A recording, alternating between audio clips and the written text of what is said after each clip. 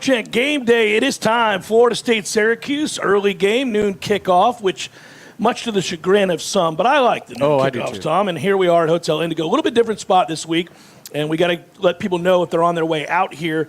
Downstairs today instead of the 7th floor today. Variety of reasons. Won't get into it. Doesn't matter. We're downstairs today. And if you are making your way over here, that's where we'll be located. People inside are redirecting folks. So if you get confused or lost, you're over by the elevator, they're going to tell you to come out here on the patio. That's right. And enjoy yourself a beverage as you get set to enjoy Florida State and Syracuse. A game that I think I would tab here is greatly affected by injury for Syracuse. They've had terrible injury luck this year, and when you lose your best player, Rondé Gadsden was by far and away their best player. When you lose him, your season's in doubt. Now, obviously, for that team, they won their first 4, didn't really play anybody, got those wins. But I thought something was interesting about that, Tom, and going back and prepping this week, as you and I both did, and looking at this game, one of the things that stood out was how frequently in the first few weeks Syracuse ran their quarterback, Schrader, who is a big, strong guy, and we've seen him run right here at Doak Campbell before and kind of gave us fits a couple years ago. But how infrequent he's been running lately. And that'll happen when you give a guy 60-something carries in 3 games. I think he's been beat up a little bit, and one by one he's lost weapons. Now he's lost an offensive lineman. He lost another wide receiver. Another one is questionable to play today. He may or may not play.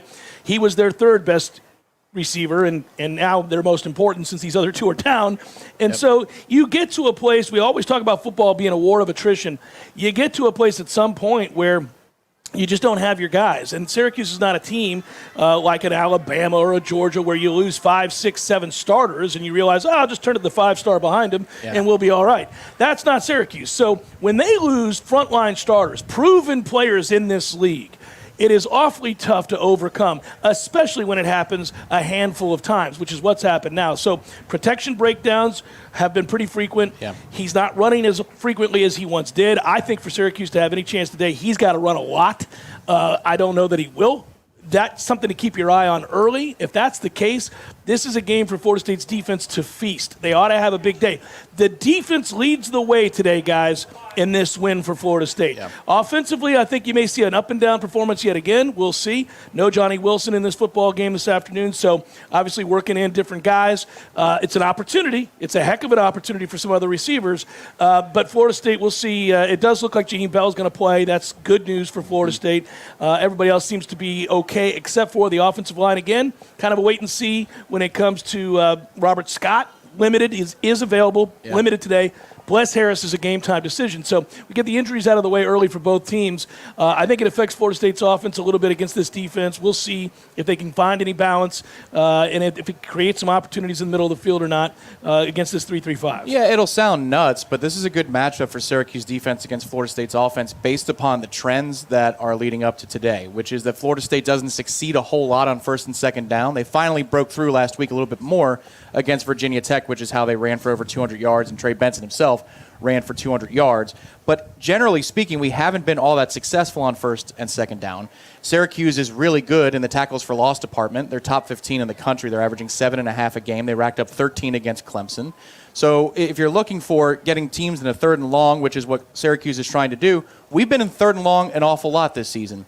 The thing is the fatigue factor. That's what it's all about today, because Syracuse went for broke with Garrett Schrader and their game plan against Clemson. They aired it out in that noon kick a couple weeks ago. It was a great spot for them because Clemson was coming off of the game against us, the overtime loss. And that game was closer than the score would suggest it pulled away for the balance of the game. Like, if you watch it all 4 quarters, Syracuse defense really performed well. Will Shipley ran for under 4 yards. Yeah, they hung in there. The thing is, it's the fatigue factor. They had to air it out against Clemson. They went on the road to play North Carolina, and Drake May made, 10, 12 amazing throws to break that defense, which is pretty good in coverage.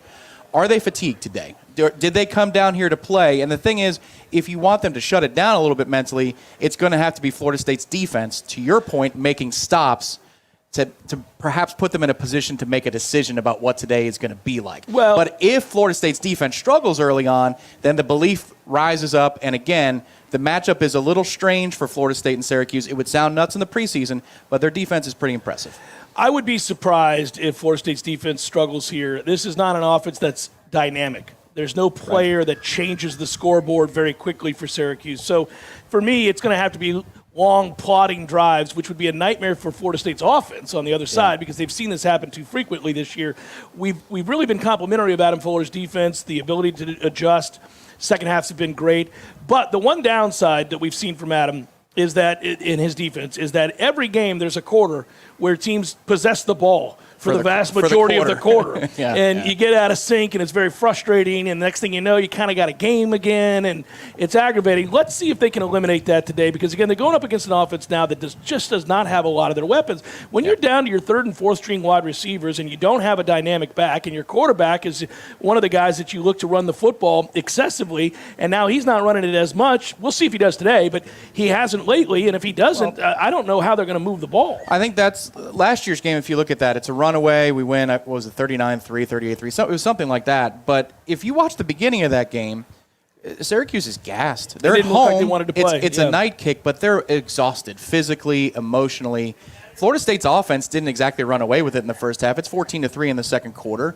Syracuse gifted them a couple of short fields, and that's how the avalanche started to happen. I think it's a similar script today for Florida State. If you're going to see a blowout, it's about, all right, you're moving the ball offensively, maybe not in an explosive manner, but you're going to have to convert on third downs, convert in red zone, get those scores early. And if you can get enough stops early, then again, it might be one of those deals where it's a no mas from the opponent. I think there's a reason why, if you look at what Vegas is saying, this is a 17-point spread or thereabouts versus a 26 was the open for Virginia Tech. Syracuse is a better test than Virginia Tech. That is correct. But college football, a lot of the time, is about the spot that the game takes place. We talked about that last week with Louisville and Notre Dame. Notre Dame had played 3 humongous games in a row. That takes a toll on you when you're a young man, you're not a professional football player. And for Syracuse to host Clemson, go on the road against North Carolina, you just wonder about that. Florida State should be fresher, but they've got to go ahead and do that. They finally proved last week against Virginia Tech that they can start fast, scoring the first 22 points of the game. First time we've seen it all season. They were great at getting out to quick starts last year, but not this year so much. Can they do that again today? I think the first quarter can prove to be critical in the balance of this game to see how much of a game it is later on. Interesting, Tom. We know you brought the spread, Vegas 17.5. Looking at this game shows you that they think more of Syracuse than they do Virginia Tech, and I think rightfully so.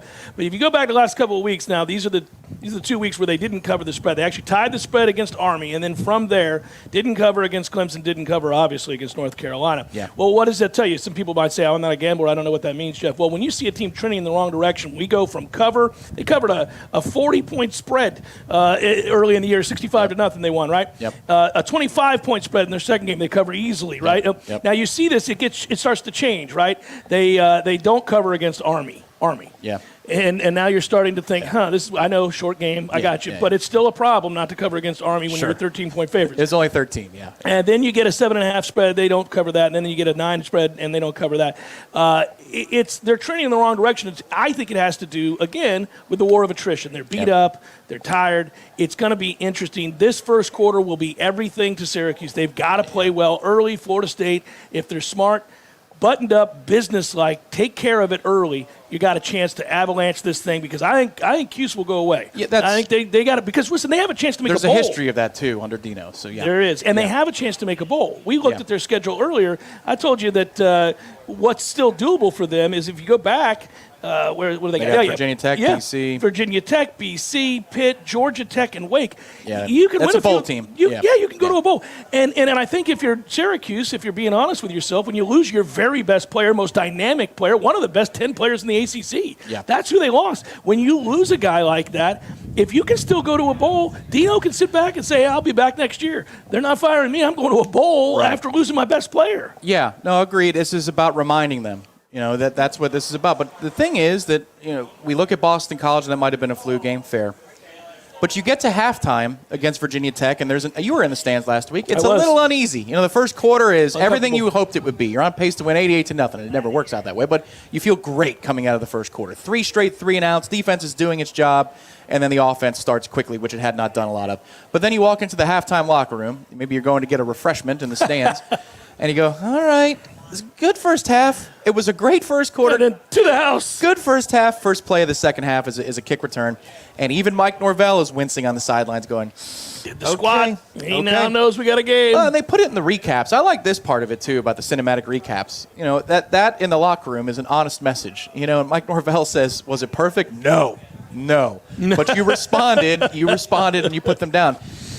This is a team today, if you let them hang around, you can see it. They get into 3rd and 3, and I know Schrader hasn't run a lot recently, but 3rd and 3, I just called 2 runs up the middle with the quarterback, and then the drive extends, and here's another couple minutes off the clock, and everybody starts to feel tense. You know what the formula is for us to feel uncomfortable in the stands. We've seen that a lot this year from this team.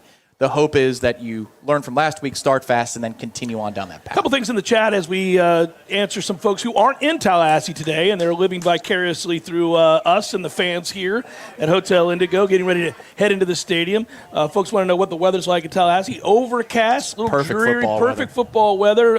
It's relatively cool. It's nice outside here.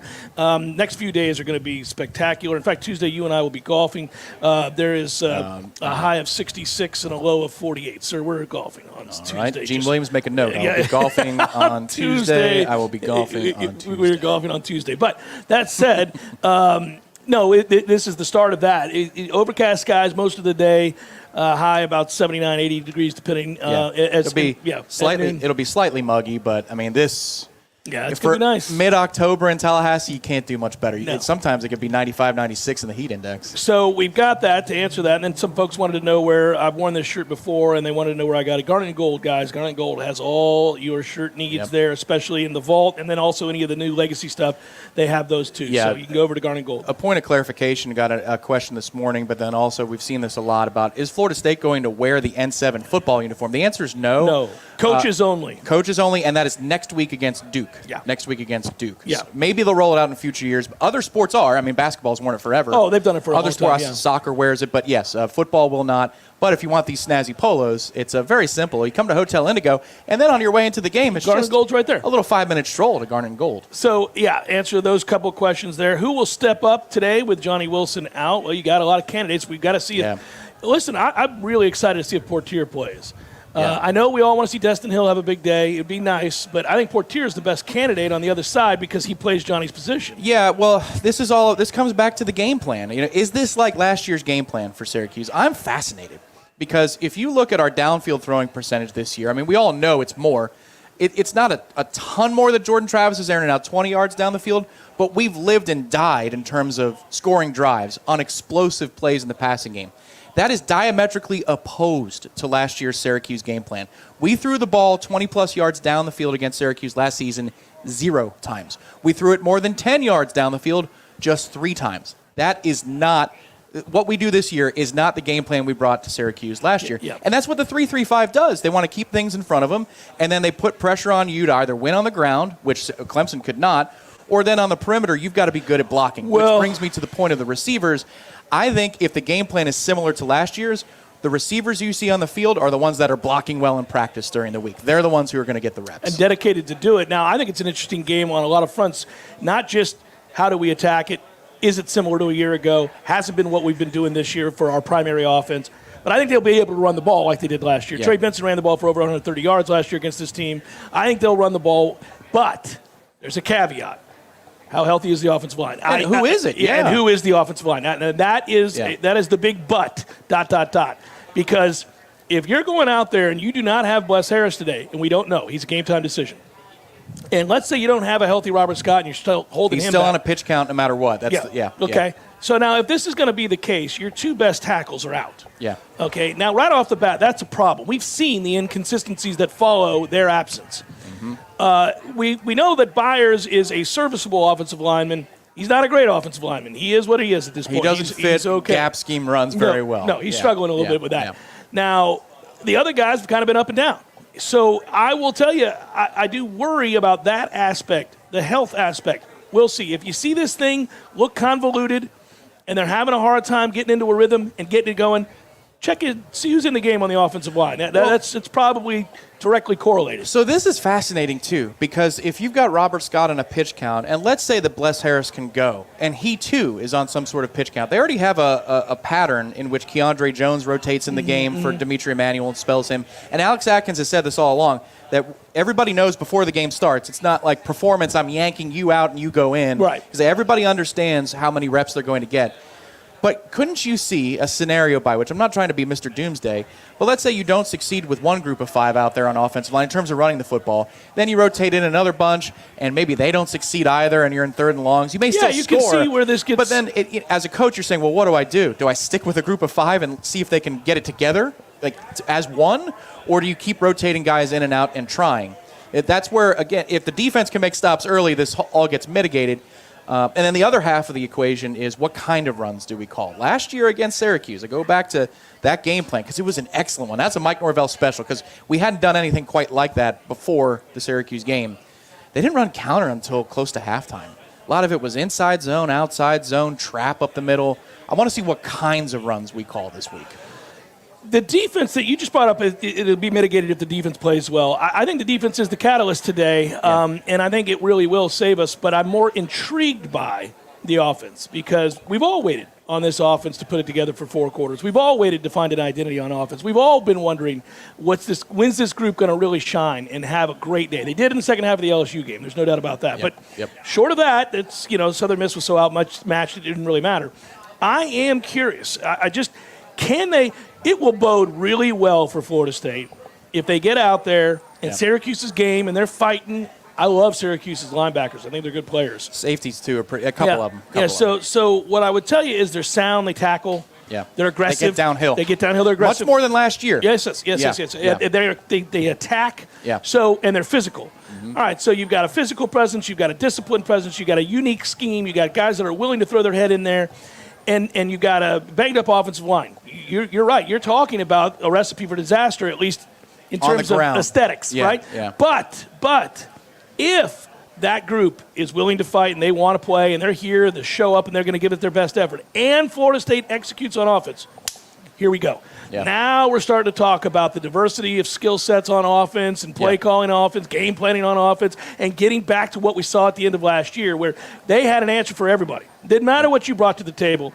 They had an answer, and it seemed like game to game. If you recall, one of the things that we celebrated on this show and on the JCS, weekdays 1 to 3, was that every time we watched a game, Mike had a different game plan. Yep. It was perfectly suited for that defense, that team, and he found within his offense the right way to expose that. And it didn't follow the next week. We weren't just pig-headed saying, we're going to run this, we're going to do this. Yep. We adopted what we had to adopt for that particular game. Yep. We really haven't seen that this year. It's been one thing. Correct. Well, and it's a lot of too tight personnel. And then, if you, again, we broke this down during the week, but the targets for the wide receivers, look at and all pass targets, I should say. The disparity between Keon Coleman and Johnny Wilson and the next guy up is massive. Massive. It's massive. It's 36 for Johnny Wilson, 33 for Keon Coleman, and the next guy down's at 16, and that's Jaheim Bell. It's Destin Hill's at 4. Winston Wright's no longer with the program. That's changed since last week when we were here. He's at 4. Deuce Spann under that number. So there really isn't. Is Deuce Spann on the team? I mean, it's been a weird deal. With Winston's departure, Deuce is now listed as a co-starter as a kick returner. So we do know he exists. Good. But, he and Darion Williamson were almost like a substitution package of the receiver position early in the season against LSU. It was a wholesale when you needed to spell your 2 guys. Those are the 2 players that came in. We haven't seen a whole lot of that. But, again, last year, if you watch the route combinations, it's all underneath. They had a bunch of slant concepts, which I know people are mad about that we don't run slants enough. They had a ton of that against Syracuse. It will be really fun and fascinating to see what choices they make. Like we said last week for Virginia Tech, coming off the bye, what are they going to define themselves to be? And they changed a little bit of their running game. They decided to pin and pull instead of running counter. That's a look that they gave. Do they play off of that? And then again this week, what do they see on film from Syracuse? Do they decide to keep things underneath because that has not been what they've been about so far? Last week, the first quarter is remarkable, right? It's 22-0, just like that, and this team looks balanced. They look fresh. They play with a little bit of tempo early. Did not play with tempo much the rest of the game. Did it in the first quarter and then kind of stopped doing it. I've been wanting to see this for some time. I would really like to see them play faster. I think that you can properly utilize the passing game to open up the run game. To your point, in Power 5, we're one of the bottom 10 teams in the country in tempo. I have not figured out what the deal is with that. It's not what he wants to do. Might be a dozen, but we're one of the slowest teams in Power 5. He'll also tell you that's not what he wants to do. I find that fascinating, though. He's saying one thing about what he'd like to do, and then we're doing another in the game. When you watch our offense right now, when we talk about, I know it seems excessive, and we talk about this over and over, but the stagnant nature of this really presents itself most when they get to the line of scrimmage, 25 seconds on the play clock, and then everything halts, and we ask offensive linemen to sit in their stance for 20 seconds. Right. While he's staring over at Mike or Alex. No. No. If you're asking for them to go faster, then yeah. Early on last week, they did change it up. The tempo was there. Early on, yeah. You saw a slant. Yeah, you saw saw a bunch of different things that people have been asking for. Other receivers getting involved, rolling the quarterback out, different types of runs. The first quarter game plan then ended up lingering back to some of the habits that we've had and what we've been about this season, tempo-wise, concept-wise. It ended up being a blowout, though. They did respond, and this team is mentally tough to handle all those things. It might sound like, because I see there was a question in the chat, do you guys really think this is a close game? No, I don't. I'll tell you my prediction. I already had it. I mean, I have us winning 41-17. Agree. I had 45-17, and it might sound like I'm thinking it's a 10-point game. I would probably put Syracuse in cover territory if not for the circumstance of this game, the location, the place on the schedule, and the injuries for Syracuse. This is a beleaguered bunch that has just played two really tough games. They got blown out by North Carolina, and that Clemson game was extremely physical. They were on the field all day defensively. If it wasn't for that, all of these things I'm talking about, I would feel more strongly about. It's just that we haven't exactly proven with consistency that we can remind a team about who we are versus who they are and then put them away. That has not been our MO this year except for Southern Miss. The opportunity to blow Syracuse out is there today. We don't want to tell you that we don't think that's 100% out there. It will. Again, early on, we always tell you certain things to watch for based on what we've seen in practice, based on what we know the injuries to be, based on what we know the other team's injuries to be, and where they're at mentally and all that. Dino Babers gave a press conference this week, and these days I watch all these press conferences because Ben, who's producing this show, also does Coach Speak for us, and we're always looking for good stuff. But it also kind of educates me when I get a chance to do it on the teams that we're going to be facing. Right. And Dino looked like a beleaguered man. He like his team. He looked like a guy that was a little frustrated. And I think that happens to a coach when guys that he was counting on are unable to play or unavailable. And you are going into a game like this. Now think about it. If you're Syracuse, you just played, as you just said, Clemson and North Carolina. And now you got Florida State. Yeah. Schedule makers did not do them any favors. Did not do them any. It's a brutal stretch. You know how bad we'd be? Yeah. Oh, if I was Dino, I'd call the league office. It's a bit much. It's a bit much. It's a lot. That is a brutal back-to-back-to-back. And we're the third of the back-to-back-to-back. So you're like, I like being the third. On the road. And they're on the road. Yeah. So there absolutely is a part of this that says, see if they're going to fight early, but don't do anything dumb to give them reason to. Which we have. There it is. Therein lies the rub. Now, if you can do what you did at Virginia Tech last weekend and jump all over them, that's the other thing. It wasn't just about the offense scoring. We had 3 straight 3-and-outs last week. 3 straight 3-and-outs. Yes, we did. Two sides of the football playing well at the same time. When we do that, we're a pretty good team. Wouldn't it be nice? Let's see. More of Warchant Game Day here as we do the pregame show live from Hotel Indigo. Hang in there with us. We'll be back for more in a moment. Our head coach has a taste for the finer things in life. Personally, I like to picture him in front of a fireplace, clad in a garnet and gold velvet robe, with a glass of Lagavulin 16 and a Cuban cigar. Rumor has it, Coach has a brand new Bengal tiger rug and a photo of Brian Kelly on his mantle. Now, while Coach has high-powered offensive weapons at his disposal, FSU fans need only one thing to start their game day. That's DeLuna Coffee's Blue Angels Blend. Talk about high-powered. This jet fuel in a cup will have you feeling like you can take down a 500-pound tiger yourself. 2 cups will have you wanting to boost an F-18 for the pregame flyover. Our advice, though, leave the hunt to the professionals. It doesn't mean that you still can't enjoy the finer things in life, just like Coach Mike. Trust me when I tell you, DeLuna Coffee makes for one hell of an espresso martini. Head to DeLunaCoffee.com today to find out more. The finest football program in the state and rolling into 2023 with a Heisman contender. Stay connected with everything Florida State over at the ultimate Seminole sports source, Warchant.com. Expert insight from 5-star Irish Hotel, the wit and perspective of FSU Encyclopedia Corey Clark, the latest on FSU recruiting with entrenched reporter Michael Langston, and the most active community of FSU fans anywhere. Warchant.com is part of the On3 network with a national team of reporters and resources that have created industry-leading consensus recruiting ratings, transfer portal rankings, and NIL analytics. Head over to warchant.com to take advantage of this offer as FSU heads into a 2023 season with sky-high expectations. There's fun to be had every night at the Corner Pocket. Take-home prizes on Trivia Tuesdays and Beer Bingo Thursdays. And kickstart your weekend with Martini Fridays. Plus, happy hour runs every weekday and game day specials every time the Noles take the field. Watch all the best games at the Corner Pocket's Vegas Wall, featuring 560 inches of flat-screen TV heaven. Oh, really? The best food, the best drinks, and the best place to watch all the games. Tallahassee loves the Corner Pocket. This is all the benefits of being a Warchant subscriber, right? If you're watching right now, you can look along with me. You'll see Garnet and Gold, 10% off, special Warchant Days promos each month with exclusive offers for Warchant.com members, priority access and free gear at Warchant events. That's doing some things, right? Got to do it. Ask Warchant anything subscriber-only shows featuring the entire staff, a little Q&A with the entire staff, and coming soon, a new mobile app with improved functionality and less ads. That's really a good thing. Join the largest FSU fan community on the internet, everybody, at warchant.com. It's not close. Let's go. Get it on. Sign up today.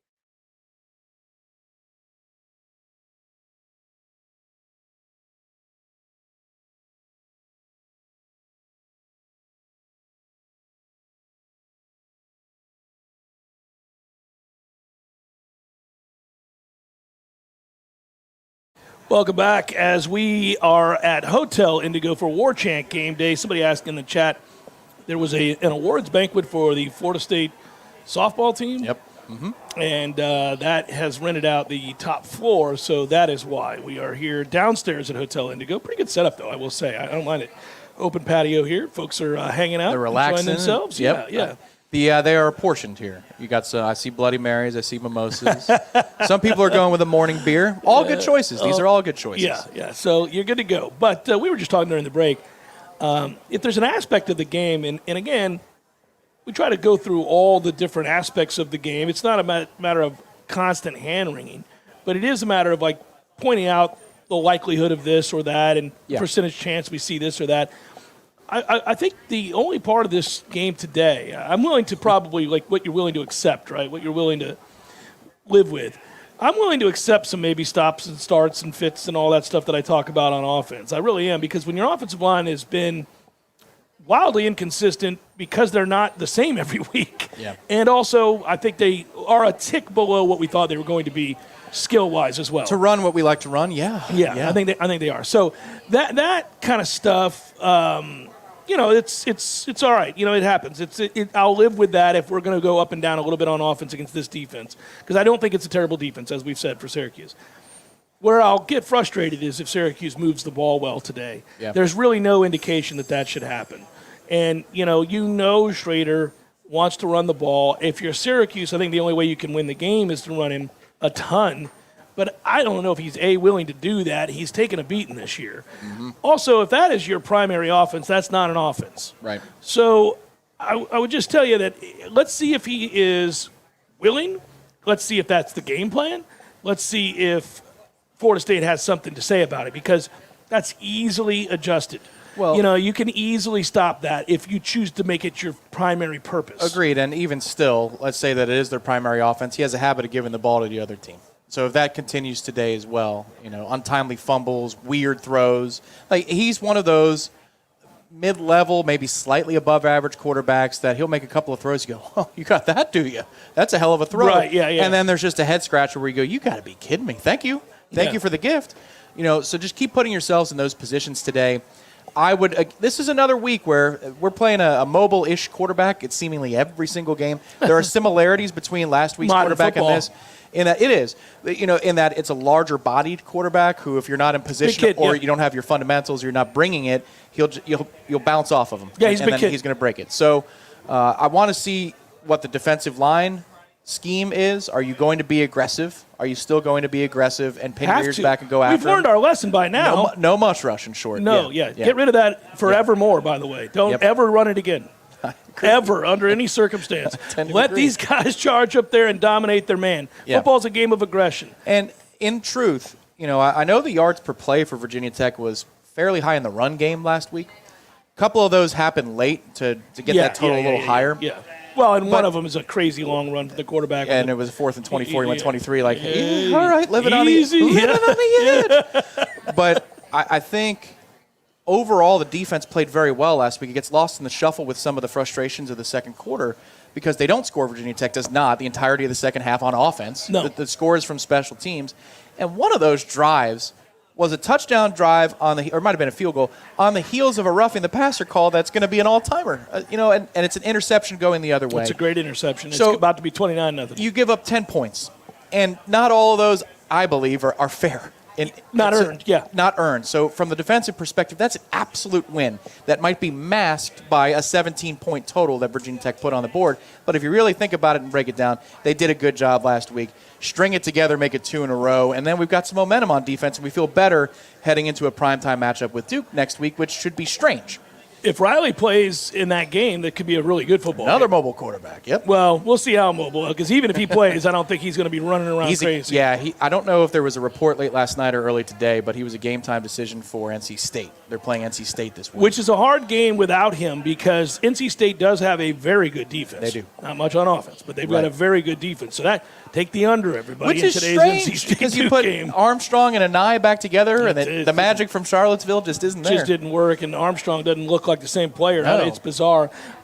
Jeff, did you realize, this is from Spitfire 9403, he writes, Jeff, did you realize we were a 2018 debacle away from playing for a true Platinum Bohica today?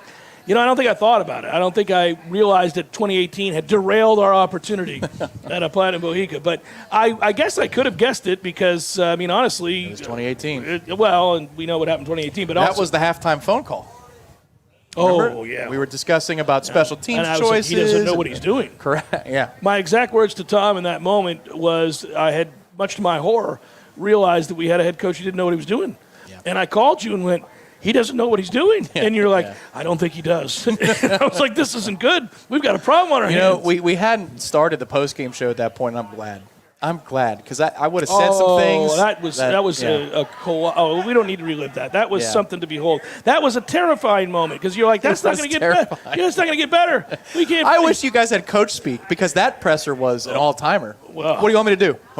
What do you want me to do? What do you want me to do? Coach, that's what I want you to do. Have a clue what's going on. Not decline a special teams penalty. It was crazy. Yeah, all of it was nuts. He was offended. He was being asked tough questions after that game. By the way, that's going on right now. I'm still laughing about this. Every week that Billy Napier has to give a press conference, he's offended that they ask him tough questions after they look bad. Yeah. And he's like, well, you don't ask these questions when we win? No, we don't. We don't. It's crazy to listen to him. I don't ask, why did you lose when you win a game, Coach? Yeah, it stands to reason. Oh, man. Vitus writes, gents, thank you for introducing the term schadenfreude to my lexicon. I've been practicing it for years. But great to have a nice, concise word for it. Yeah, it happened last night for a lot of people. I went to bed before I saw Colorado choke that 29-0 lead away. How great is that Stanford comes back and beats Colorado? And that is maybe the beginning of a long year. Yeah, so I logged on to the social media sphere this morning. The first thing I saw was Florida State injury updates. We're not allowed to talk about that, so the national media gets to break those stories. That Johnny Wilson's not available today, that Bless Harris is a game-time decision, Robert Scott's on a pitch count, Tatum Bethune, Jaheim Bell, they're going to play. So that's the news if you're just joining us. Pete Thamel broke that, yep. The other tweet I saw, or post that I saw, said something to the effect of, I don't know that Mario Cristobal would have known just to kick the field goal in double overtime. And immediately my brain goes to, well, why is that? Why would that be a tweet? Oh, my God. So I log on and I see the blood and guts of it. Stunning turn of events there. And that's a toughie. By the way, I haven't given you the scoreboard because typically noon games, we don't do a lot of that as far as the schedule. It's a good day, though. It's a great day for college football, and it's already been a freaky week. Think about what we've had. We've had weird games, guys. You go all the way back to, let's say, because this is part of that 50 straight days of football. So you go all the way back to Tuesday, and if you watched Tuesday's games, you saw 27-24 Coastal Carolina over Appalachian State. Great game. Yep. Okay, so you got a great game. Then Wednesday, you didn't get great games. You just got average games. And then you got Thursday, which is West Virginia-Houston. That ends in a Shootout. crazy Hail Mary on the final play, 41-39 Houston. Then last night you have what we just talked about, which is that ending in Stanford, Colorado, going 2 overtime. Stanford comes back from down 29-0 to beat Colorado, 46-43. 29 in the first 5 minutes of the third quarter. It's kind of like a Falcons 28-3. It is a weird. There's a 10 and change, 11 minutes to go in the third quarter. Yeah. It's still 29-0. Yeah, crazy. You also get a Fresno State, Utah State game, which very quietly on the other station was incredible, 37-32. Another great football. That number was 5.5, by the way. Well, there you go, Vegas. There you go. They're pretty good at what they do. And now today, it's really not this noon slate. Like, if you're going to go out and run errands and you're not watching Florida State for some reason, which you should be, but if you're not, the noon slate is when you would do it. That's what I like, There's though. just not a lot there. It's good when we play that there's not much else important going on, so you can just maybe you would log into Arkansas, Alabama, maybe. Not much else there at 12. But then later in the day, we get much better football as the day goes on, 3:30. Like, you're coming out of Doak today after a big Florida State win, and you're going to get to see the second quarter on, probably, anyhow, of Tennessee and Texas A&M. Kind of lukewarm, fun game. Kansas State, Oklahoma's on at that same time as well. Yeah. Florida and South Carolina is on at that same time. Then BYU, TCU, by the way, maybe I'm interested in that game. Yeah. Quick aside, Ric Flair, who is drinking Straight Crown in the chat. Yes, Tatum Bethune is playing today. Yes, Tatum Bethune. Straight Crown at... That's what he said. So I was going through. I'm seeing the drinks that are out there, the choices. 10:30 action. I said, all good choices. He responds, Straight Crown, boys. Okay. At 10:30. You do you, brother. Yeah. And then, really, the nightcaps all are fantastic. This is where you get the fun schedule. You get Auburn, LSU. You get Louisville, Pitt, which we talked about earlier, but Miami, North Carolina. Yeah. I actually think that NC State Duke is interesting. I'm excited about that game.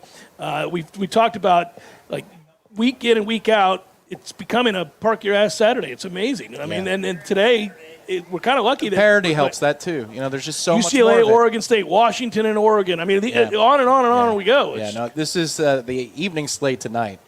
You want to go to a local watering hole. Get a little nap in after this game and be ready to roll. Because there are. Even if you have multiple TVs and the multi-screen, even with a beautiful USC Notre Dame, I forgot to mention that 97-inch television or whatever the hell it is that you have. Yeah, that's fine. But there's probably about 5 or 6. It's an 86-inch television. It's not 90. That's a good year. That's a good year.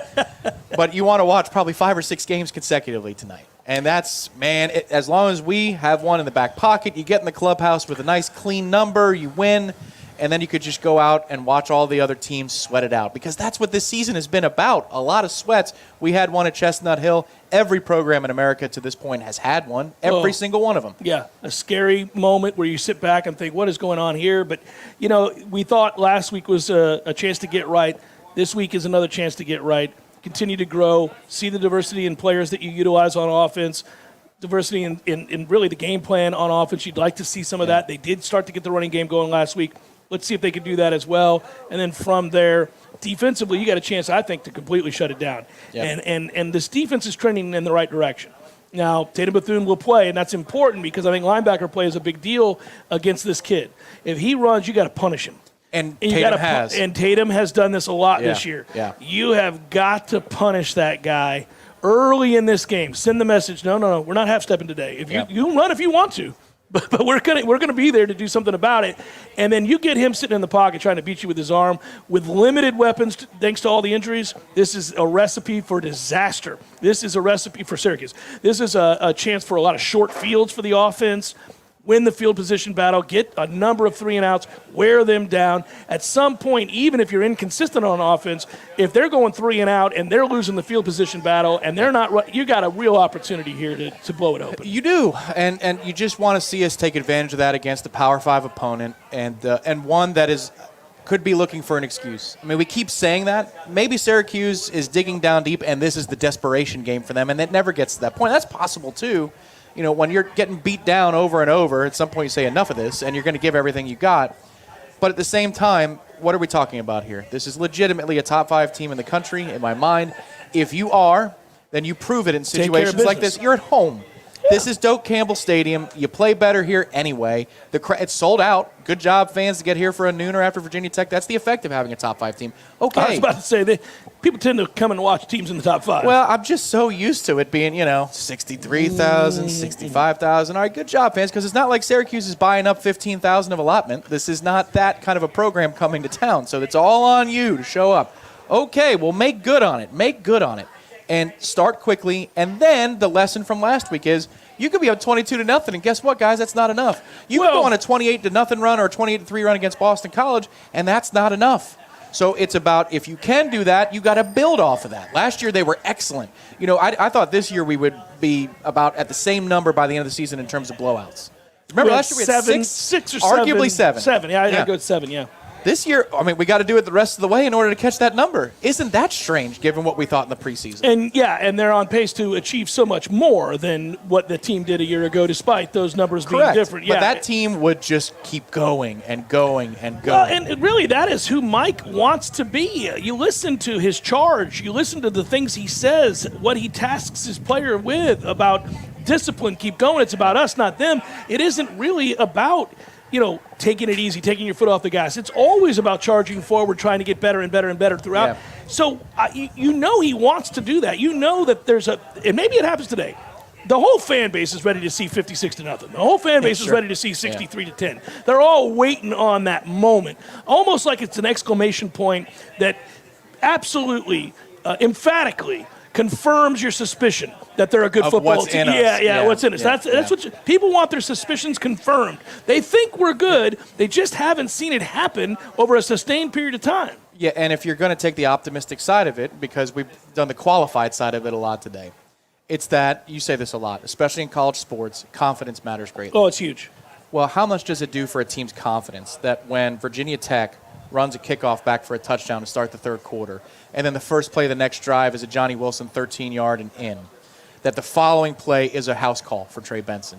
How important is it and for your confidence that in the fourth quarter of this game, you're pretty much in put-him-away territory, but that Trey Benson hits an 85-yard touchdown? Virginia Tech's out of position there, sure, but it's your own confidence. We have not looked confident on the ground. We have looked timid. The offensive line has looked stuck in between. Trey Benson, and that's the reason, by the way. And Trey Benson's MO has been that he's timid anyway. If he goes poorly, it's because he's not decisive and he doesn't hit the hole at 100 miles an hour. But confidence for college football players in any sport goes a long, long way. And finally, this ground game that had heard for weeks about 22 yards on the road at Clemson, inconsistencies at Boston College, got to deliver an emphatic response. So do you take that and run with it, quite literally, today? Because the confidence should be there for everybody involved, offensive line included. Wally the Gator Hitter's here. Yes, he is.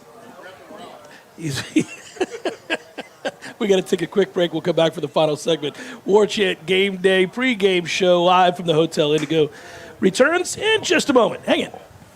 The finest football program in the state and rolling into 2023 with a Heisman contender. Stay connected with everything Florida State over at the ultimate Seminole sports source, Warchant.com. Expert insight from five-star Ira Schofel, the wit and perspective of FSU Encyclopedia Corey Clark, the latest on FSU recruiting with entrenched reporter Michael Langston, and the most active community of FSU fans anywhere.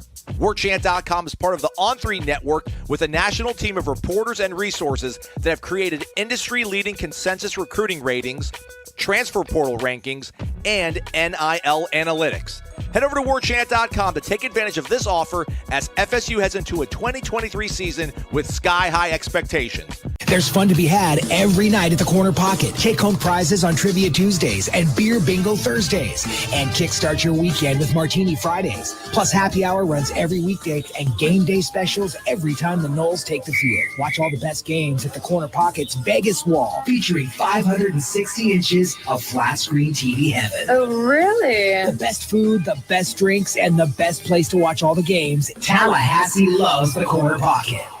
This is all the benefits of being a Warchant subscriber, right? If you're watching right now, you can look along with me. You'll see Garnet and Gold, 10% off, special Warchant Days promos each month with exclusive offers for Warchant.com members, priority access and free gear at Warchant events. That's doing some things, right? Got to do it. Ask Warchant anything subscriber-only shows featuring the entire staff, a little Q&A with the entire staff, and coming soon, a new mobile app with improved functionality and less ads. That's really a good thing. Join the largest FSU fan community on the internet, everybody, at warchant.com. It's not close. Let's go. Get it on. Sign up today. A longtime supporter of Warchant.com programming and Florida State athletics, DeLuna Coffee proudly presents you the Warchant Gameday postgame call-in show. FSU alumni owned and operated. DeLuna Coffee's Ed and Brett Lemmix have a combined 30 years of experience in the coffee industry. DeLuna Coffee's claim to fame is their Blue Angels blend, known as the first ever food or beverage item to be licensed by a military branch. A percentage of proceeds from the Blue Angels blend, Midnight Shift, and High Noon Lawman's blend go to the U.S. Navy Morale, Welfare, and Recreation Program, the Raleigh Foundation of Pensacola, and the Escambia County Sheriff's Foundation, respectively. For a limited time only, DeLuna Coffee's Voodoo Dark Espresso Blend is buy one, get one free. Head over to DeLunaCoffee.com to check out that deal, as well as the Warchant Pick Your Poison Bundle. From west of I-4 all the way through the Florida Panhandle, look for DeLuna Coffee in your local Publix in the Florida Locals section. You can also always head to DeLunaCoffee.com today.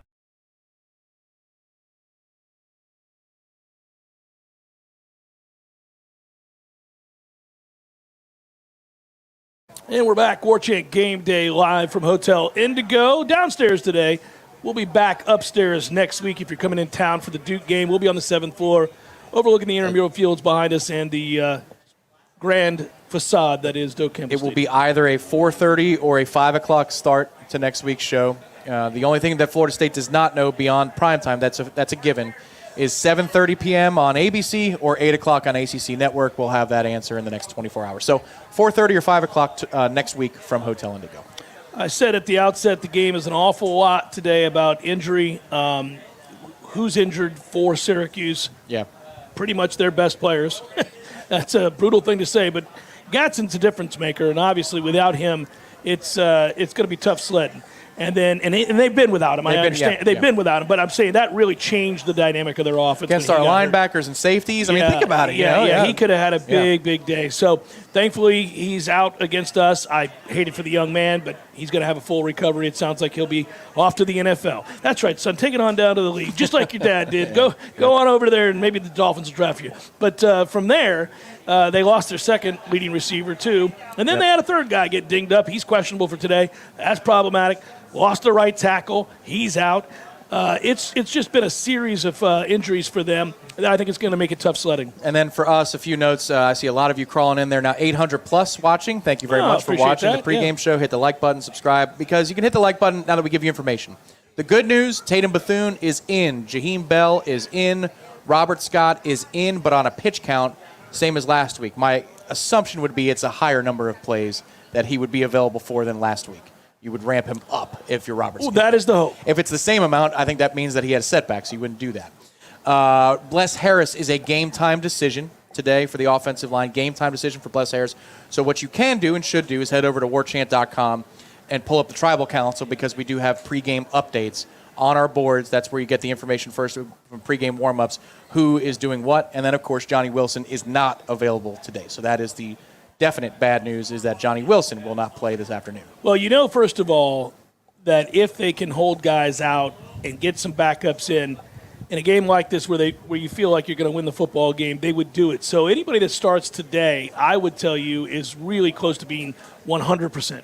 Yeah. So for example, Robert Scott would not be participating in this game today if you thought he was a week or two away from being, where he could contribute at full strength. You would just hold him out. Like, what good would there be to have? Yeah, agreed. What would be the point? So to me, that means they think he's pretty close to 100%, and that they're just building the stamina, and that they're going to get him, and like you said, they're going to build it up. Yeah, there's about a dozen snaps last week, give or take. Yeah. I would hope you see 30 to 50 snaps today from him, and if you do, that's good news, because, by the way, Duke's defense is really good. Yeah. And you're going to need Robert Scott. You're going to hold Bless Harris out this week if you think, look, he needs one more week and he's totally fine. You wouldn't play him today because you got Washington that you could play over there. Yeah. So, yes, and he played pretty well. He did play very well, yeah. This is interesting, though, that you bring up Duke. You can string things together sometimes with game plans. And I thought that on defense they were trying to do that when they were on the road to Boston College. You saw some of the mistakes they made in zone show their head in the first half against Clemson. I think they were trying to install stuff. Yeah. Well, Duke is going to play off. And even though it's not a 3-3-5, they're going to give you space on the edges and keep things in front of them. Yeah. Generally speaking, that's what they want to do. Execute in the red zone is what they want you to do. Right, exactly. Now, we'll see if that's a tendency. Condensed space. We'll see maybe teams look at the Clemson film and they say, no, let's challenge Jordan. You know what? Let's stack the box against the run. Right, and Jordan took offense to that, so Jordan, you got to throw him out of it. Correct, and he has not been nearly as accurate. He's 30% completion percentage on throws of 20 yards or more down the field. That's terrible. Last year was 45, which is a much more respectable number, and the yards per play was over 16 yards per attempt. This year it's under 10. So what does that tell you? Under 10 yards per attempt on shots, 20-plus yards down the field. That's not very good. But at any rate, if Syracuse is going to play off, which the 3-3-5 does, especially if they win in early downs, and Duke is going to play off, then you should show the things that you showed, same offense, same offensive coordinator, which is a lot of underneath route concepts. The quarterback needs to be decisive. One thing about the 3-3-5 and what I've seen Rocky Long do this year is on the near side, they press pretty close, but then on the far side, they'll give you space. Last year, they gave so much space that Jordan hit receivers in one-on-ones. They're a little tighter. Guys ended up abusing players after those catches. Malik McLean shoved into the ground touchdown, and then Johnny Wilson did something very similar for a touchdown of his own. If they continue to do that, which Rocky Long has them playing a little closer, but then Jordan has to be decisive and get the ball out. But then otherwise, you watch those route concepts last year, they're all underneath. It's the antithesis of what we're doing so far this season. Does Mike Norvell say, rinse and repeat from our road trip last year or not? It'll be fun to watch. Spitfire again, contributing here. Appreciate that. Thank you very much. With a realignment, there is a good chance this is the last time we play Syracuse at Doak. Hopefully ever. What do you say we give them the proper send-off like we did to Maryland 10 years ago? Oh, boy. Syracuse is going to be a problem. Done. So put it on a T-shirt. Put the box score on a T-shirt. Yeah. For everybody that doesn't get that, he's mocking Corey Clark. It's a Seminole Headlines reference. No, it's okay to mock him. Because I was in that moment when he did it. And I went, what is wrong with you? And they are not going to be a problem. The feud continues. It just never made any sense. And it didn't, because as we all saw, that turned into an ass beating. And let's hope today does as well. Boy, we had the Van Pelt interview. That's an all-time week. That was weird. He was testy. It was a testy sort of deal. He thought we were going to come at him and ha-ha. And we weren't. Yeah. You're beneath us, Maryland. Why would we ha-ha Yeah, you? we're not ridiculing Maryland. We knew we were going to crush you all along. Everett Dawkins was guilty of a roughing the passer. Well, by this modern standards, he would have been. Oh, certainly. And by the way, let's hope we don't get that this week, because that is something that has happened time and again. Yeah. I saw it again over the weekend in the NFL and college. I saw it again on Thursday. I mean, it's getting odd the way this has gone down. So, you just hope we don't have anything silly affect the defense in the way that it did last week. Florida State really was on the cusp last week if they don't get a couple of those bad breaks from a penalty standpoint of, I think, blowing that game wide open. I think we would have had our complete game that we were looking for had that not happened. In a way, you did have it, because Azaria's pick he made a play. Didn't he, buddy? It's a hell of a play. That wasn't something to hit somebody in the chest, and you're like, where were you looking, young man, to the quarterback? He went up and made a play. That's actually a pretty good throwaway. It's a hell of a catch. I've watched it 15 times. And it's NFL. It's 2 feet. I know. It's unbelievable. And that's in him. And by the way, that's what a we guy see in camp, too. We do. We see it in camp a lot. He can be special. I just need it to click. For him. And he's getting a lot of reps now, but he's a guy that I think will go from getting a lot of reps to being an important part of what we do. If we can ever run zone, he's already kind of good at it. He's the one guy who's kind of good at it. He's got a He's not perfect, but he gets it more than the others do, which tells me, because I don't think we can teach it very well, that he can understand and he's capable of. Well, one of the reasons that he does it so well, I think, is that he is, for starters, a kid who's aggressive in zone. Yeah. And he understands what the offense is trying to do to him. I talk about this play a lot. But you go back a couple of years, and it's the roadie at Boston College, 2 years ago. And Kalen DeLoach comes away with an interception in that game. The only way you know to go get the ball there is if you understand what a defense is doing to you. So it shows that there's an aptitude and a development of in between here. He undercuts a throw over the middle where he's not supposed to be, but it's instincts. Azarie does have those instincts. A lot, yeah. All right, so in the waning moments here, buddy, as the wind picks up. James Brock asks in all caps. And do you think we will win 72-3? No. But I would love to win 72-3. That is hilarious. The all-time output is for Florida State against Syracuse? Like a hurricane going here? What was it? 59. 59. Nice hat, Tom, but a creamsicle game this weekend. Yeah, That's true. That's true. That's true. Yeah. I have imagined you were just grabbing that and walking out the door. I thought it was the FSU hat. That's and then I got in the car, I looked in the rearview mirror, I'm like, oh, Wearing my Super Bowl hat. Well, if you're going to wear a different hat, wear a Super Bowl championship hat. So it's that time. We did our predictions early this week. I did it on the Warchant Report, and you followed up and got your pick in as well. I think we're very similar again. I think, really, I noticed this week, I just happened to see most of the beat similar. Everybody kind of feels like 40-something to 20, 17, 10, something like that. Yeah, everybody seems to have that number. I went 41-17 on, I think I said that on Monday or Tuesday. Yeah, I said 45-17, and it's about the spot. You know, if this is played with equal rest and equal circumstances and equal health, this defense presents us challenges that I think it would have been something more like 31-17, 35-21, something along those lines. I'm not trying to hedge. I'm just telling you the truth. If Florida State allows Syracuse to believe in this game, this is a capable opponent. Yeah. But if you start like you did against Virginia Tech and learn that lesson to not let them creep back into it, they'll pack it in. They're exhausted. This team is exhausted. And they're beat up. Yep. Remind them of that. All right, so we both have Florida State to roll big, and we appreciate our friends here at Hotel Indigo. We want to thank Ben also for producing. Yep. Next week, we'll be here, 7th floor again. 7th floor, 4:30 or 5 o'clock. Thank you to intern Gabe. Yep. This Great job, is Gabe. voyage number 3 for him. And then one reminder for subscribers out there. This deal actually is still going right now. Oh, I didn't even realize that until I saw it from Gene yesterday. Yes. Yeah. I don't know that the network had communicated that it was still going. Look at this. But there it is. $1 for 2 months. Sorry, I didn't mean to shout for the people here. $1 for 2 months. YouTube special only. Go to warchant.com if you have not signed up. It's the top right. It's a green button. It says join. And then use that code that is on the screen. That code is FSU and the number 1. Use the code FSU1. It's $1 for 2 months. It's hard to believe. That's going to get you through the ACC championship game. And I'm looking at the calendar. It'll get you just about to early signing day. $1 to get you all the way through there. $1. That's how much we love you. Stop it. Let's go. Let's make it happen. All right, Tom Lane, good work out of you as always. Thanks, everybody, for watching. We really appreciate you. Thanks to everybody who came out here. Thanks to our friends at Hotel Indigo, and we will talk to you next week. Go Noles.